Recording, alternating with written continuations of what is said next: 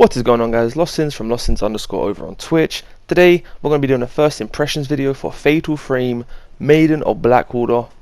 I mean, I got to tell you, this game, if you haven't heard of it, haven't played it, you need to watch some content on it. You need to do something. This game is actually really good. It's not getting the love it needs, but there is some problems. Obviously, I can relate with it. For one, the company. Not many, a lot of people like the company that came out of it, Kyo Tecmo. They come out with some amazing games. They really do. If you haven't played any of the games, you definitely need to. If you haven't played this, you need to. If you haven't played any of the Fatal Frame games before, I definitely recommend checking them out. So, first of all, before we get into the stuff I enjoy about it, we're going to go straight up and get to stuff I dislike about it. Because why? Might as well get out of the way, right? So, the first thing that I don't like is the controls do feel a bit chunky. You can be moving around, suddenly you just end up doing a full U-turn. You be running into things because of literally anything that's happening. The controls are chunky, but I don't think that's the worst thing about it, because I played multiple games in the past with chunky controls and it really isn't that bad. Another thing that I think is kind of bad is if you're not into a lot of reading, it does have a lot of reading. You can skip it if you want, but then it takes away a lot of the lore of the game, so I would recommend probably things. So if reading is your strong suit, skip through. You can probably watch a video based on the lore at some point. It's gonna be alright. Right, so I want to get into the stuff I generally enjoy. So for one, the character designs are beautiful. I mean, let's just think about Yuri looks amazing. Ren looks great. And then the other character that you start the game playing as, I can't remember her name right now, but even she looks amazing. As you can see right now on screen, that is Yuri. She looks gorgeous. Just honestly, they have remastered, recreated, whatever you call it. They've just completely changed this game around. It is absolutely brilliant. It's beautiful. The atmosphere, it's great. Now, maybe I'm wrong here, but I was told this game was very scary. And so far, not too much scary stuff's happened, but I am still I'm only about 6 hours into the game, so maybe it's going to start getting scarier from there. But I am looking forward to that. I want it to get more scary. I want to be able to enjoy. I want to jump out of my chair while I'm playing this game, because I have such, I don't want to say high expectations, but I have a lot of love in this game, that I want it to be able to scare me, because I don't scare easy in games, and I want this to be the game that does generally make me scared. We'll just ignore what happened in Outlast. Alright, great. Right, so because it's a Koei Tecmo game, I'm just going to point this out here. There is jiggle physics galore, and it's absolutely amazing. If you love the jiggle physics, you love anime, then this is a game you definitely need to check out. If not, if you don't like horror, definitely check out any of their other anime style games. They are brilliant.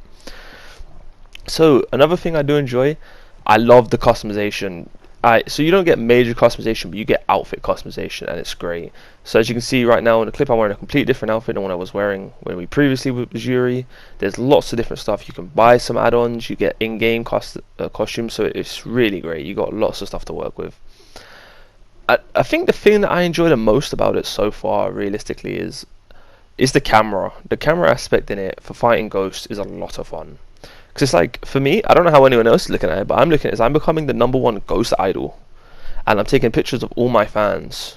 You know, I take enough pictures of them till they're happy and they're content and they leave. You know, just like any any meet and greet, you know. You take some pictures, shake some hands, you go home and you enjoy your day. Some of the ghosts in this game look beautiful. Like, from the female ghost to the male ghost to the shrine maidens, to the dolls. Like, each ghost itself looks magnificent. And another cool feature that you can do with the camera is if you actually lock on to the main, onto the head to see what the HP is, each ghost has its own little story that it says, or it has bonus stuff that it actually says while you're locked on. On top of that, it does also have a health meter to show the ghost's health, which is always nice. The different designs for the ghosts are great. Like, so far we've encountered the maidens, we've encountered normal folk, normal men, normal women, dolls. That's been really fucking weird. If I'm being honest. Another thing is, when they grab you, you just have to quickly spam photos and hope you can kick them off. It is really good. One of my favorite ghosts so far is this angry, I don't know, it's like some angry dude with a blade and a torch. And I don't even know how to describe it. He just looks so cool, but he's so annoying to fight. Like, he is by far my least favorite ghost to actually come up against. But at the same time, he's still so cool. I just can't help but, like, when I see him, I'm just like, oh no. But oh yes. Like, it generally just looks so cool, and this game is a lot of fun. So the story, from what I'm gathering so far, without going into spoilers, has a lot to it. You're not just going to get the full story from just playing the game. It's definitely one of the things where you're going to need to at least read some of the lore. Like I said, this game has a lot of reading. It's not the worst thing. It is pretty good. If you actually do sit down and read it, there's a lot that it tells you, a lot that it thinks, and it just really holds the whole game together. It really helps the atmosphere of the game. Haunted ghosts, spooky boxes. Yeah, spooky boxes, don't ask. Like, I can't wait to get further into this game and find out more about it. But as of right now, I am loving every minute of it. I 100% am recommending this game if you like horror, if you like anime, or even if you're just a Komi Tecmo lover. Like, like I said before, they come out with some great games. Like, it's just such a shame, man, and not many people like their games, or they're a bit finicky. Yeah, okay, yeah, sure. I'm playing in English. Like, I'm playing in English dub now. Most of the games are in Japanese dub. So I guess it kind of limits the amount of people that would probably play them. The games that have English or Japanese dub are great. I'm playing it in English, mainly due to where I'm streaming it. Chat would prefer to hear it in English. If I was playing this off stream, I would be playing it in Japanese, because Komi Tecmo's Japanese voice actors are just amazing. Like, they really sell it to you, and it's just great. On top of that, there's a lot of different, like, stuff you can do. Like, you can take a picture of a ghost as they're attacking, stop them from attacking, and then you can just unleash like a chain barrage of foes. It's great. Like, this game has so much to offer. I can't wait to get more into it. So, for first impressions, what do I think completely? I think the game's a lot of fun. I think it has something that a lot of other games have been maybe lacking. Just something weird, something different. You know, like, okay, this might not be a brand new game, it might just be a remaster, but you know what? Either way, updated graphics on remastered games that were a lot of fun in the past are great. So that's always something to be happy about, to be fair. Other than that, like, the story, it's not super complicated to follow, but I would say you need to be paying some attention to it, otherwise you might get a bit lost along the lines, because it can be kind of confusing.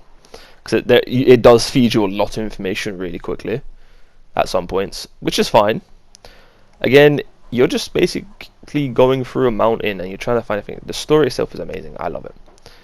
I don't really have too many dislikes, apart from the fact the controllers are a bit clunky. Other than that, motion control and the controller sucks. But that's just me. I'm not used to motion control. Maybe it is pickup. But guys, that is going to do it for this video. If you have enjoyed, do drop a like. Do drop a comment. Tell me if you're playing this game yourself. Subscribe, as it helps the channel out greatly. And if you want to see live gameplay, be sure to check me out on Twitch. That's that, guys. That's going to do it for today. I'm going to see you on the next one. Peace.